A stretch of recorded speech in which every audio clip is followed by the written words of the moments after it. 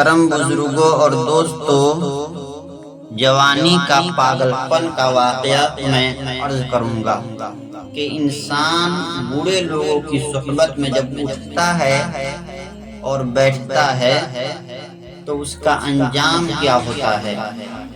اور صحبت اکثر و بیشتر لوگ، جوان لوگ بوڑھے کی صحبت میں بیٹھنا زیادہ معیوب نہیں سمجھتا ہے۔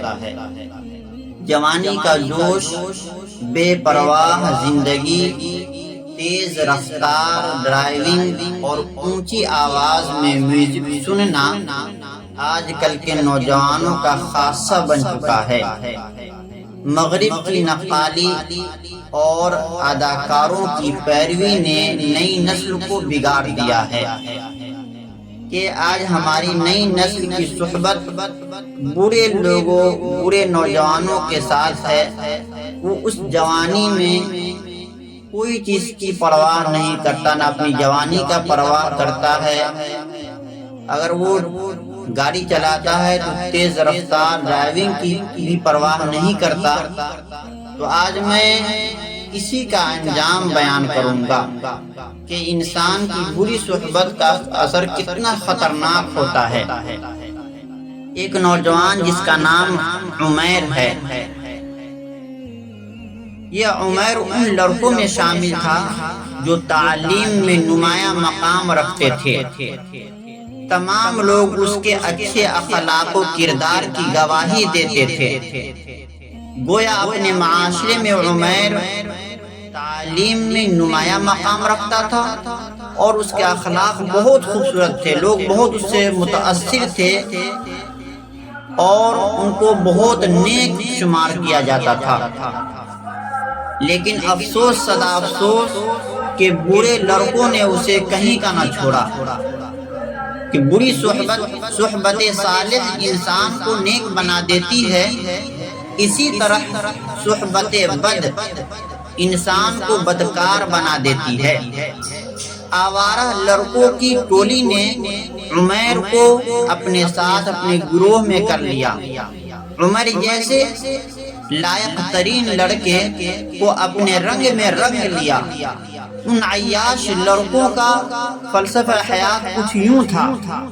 عمیر سے بیان کرنے لگا کہ ہم نوجوان ہیں، ابھی ہماری عمر ہی کیا ہے، جوانی کے چند دن مزے لوٹنے کا ہے، لوٹ لو، بعد میں ہم سب مل کر توبہ کر لیں گے۔ تو عمیر امیر باپ کا اکلوٹا بیٹا تھا۔ تو وہ نوجوان جو ان کے عمیر کے جو ساتھی تھے، انہوں نے اس سے عمیر سے کہنے لگا کہ تمہارے گھر میں قیمتی کار موجود ہے، جاؤ اس کو لے کر آ جاؤ، ہم تھوڑی دیر میں گھوم گھام کر آ جائیں گے۔ عمیر نے اکیلے میں کبھی بھی گاڑی نہیں چلائی تھی، لیکن آوارہ دوستوں کے ابھارنے پر والد صاحب کو بتائے بغیر گاڑی لے آیا۔ سب دوست گھوم پھر کر واپس آ گئے۔ اب عمیر کو گھومنے پھرنے اور دوستوں کے ساتھ مل کر سگریٹ پینے کا چسکا پڑ گیا کہ ایک مرتبہ وہ گاڑی سے گھوم لیا، اب اس کو چسکا لگ گیا کہ گاڑی اٹھاتا، گاڑی لیتا اور چل پڑتا۔ سگریٹ، تمباکو، گٹکا اور نشے کا لت لگ گیا ان کو۔ وہ اکثر اسکول سے غائب ہو جاتے تھے، یعنی اسکول نہیں جاتا تھا عمیر، جہاں وہ تعلیم میں سب سے ذہین اور سب سے اعلیٰ درجے کا طالب علم سمجھا جاتا تھا۔ اب وہ اسکول جانا چھوڑ دیا، وہ اسکول سے غائب ہو جاتا، آوارہ گردی کرنے لگا، نشے بازی کرنے لگا، فلمیں دیکھنے لگا۔ دوسرے لڑکے تو پہلے ہی آوارہ برباد تھے، لیکن عمیر کی تعلیمی لیاقت، تعلیمی اخلاقی عادات خراب کر دیا۔ عمیر بھی خراب ہو گیا۔ وہ والد صاحب سے روز پیسے مانگتا، گھر میں جو ہاتھ لگتا اسے چرا لے لیتا۔ گناہوں کے اثرات زندگی پر آہستہ آہستہ پڑتے ہیں۔ گناہوں کا خطرناک انجام یہ ہوا کہ عمیر کے حالات بدلنے لگے، تعلیمی میدان میں سب سے پیچھے ہو گیا عمیر، قوت حافظہ کمزور ہو گیا، برے دوستوں نے بری عادات میں لگا کر یعنی بری عادات پر ڈال دیا تھا، جس کے نتیجے میں صحبت، صحت، تندرستی سب تباہ ختم ہو گیا۔ اب گناہوں کی بھاری قیمت ادا کرنے کا وقت آ گیا، کیونکہ اب وہ یعنی اس کے اندر ہر طرح کی برائی داخل ہو گیا تھا۔ ایک شام عمیر اپنی کار میں دوستوں کو لے کر ساحل سمندر پر چلا گیا، سمندر کے کنارے گیا۔ وہاں پر نشے کے ساتھ ساتھ اونچی آواز میں گانے سننا شروع کر دیا۔ چرس والے سگریٹ پینے لگے اور ناچ گانے کا پروگرام چلتا رہا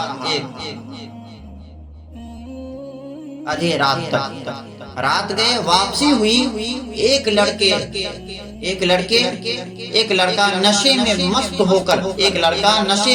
ہو کر گاڑی ڈرائیونگ کر رہا تھا، ساتھ تیز گاڑی چلانے، تیز گانے بھی چل رہے تھے اس کے گاڑی میں۔ اس نے ایک لڑکے کے ابھارنے پر رفتار گاڑی کی تیز کر دیا۔ حالانکہ حدیث پاک میں رسول اللہ صلی اللہ علیہ وسلم فرماتے ہیں کہ جلد بازی شیطان کی طرف سے ہوتی ہے۔ جوانی کے پاگل پن میں لوگ جلد بازی کرتے ہیں۔ یہ لڑکے بھی انتہائی تیز رفتار گاڑی چلانے لگا۔ ایک موڑ پر اچانک آگے ٹرک آ گیا۔ تیز رفتار گاڑی سنبھال نہ سکا اور دھماکے سے ٹرک سے جا کر ملا، ٹکرا گیا۔ گاڑی کے دو ٹکڑے ہو گئے، لڑکوں کی لاشیں مسخ ہو گئی۔ اللہ رب العزت ہمیں ایسے برے انجام سے محفوظ رکھے کہ بری موت سے بچائے، کہ نشے کی حالت میں گانے سنتے ہوئے موت آنا واقعی حسرتناک موت ہے، دردناک موت ہے۔ تو یہ کیوں ہوا کہ برے نوجوانوں کی صحبت میں اس عمیر جو تعلیم، لیاقت، ذہن، صحت میں سب سے اعلیٰ، اخلاق کے اعتبار سب سے اونچا تھا، برے صحبت نے اسے ایسا بگاڑا، ایسا تباہ کیا کہ وہ کہیں کا نہ رہا۔ آپ خود سوچئے کہ جو نشے کی حالت میں اور گانا سنتے موت آئے، اس کی کیا عالم ہوگا۔ تو ہم سب برے صحبت سے بچے، ہمارا رہن سہن اچھے اور نیک لوگوں کے ساتھ ہو۔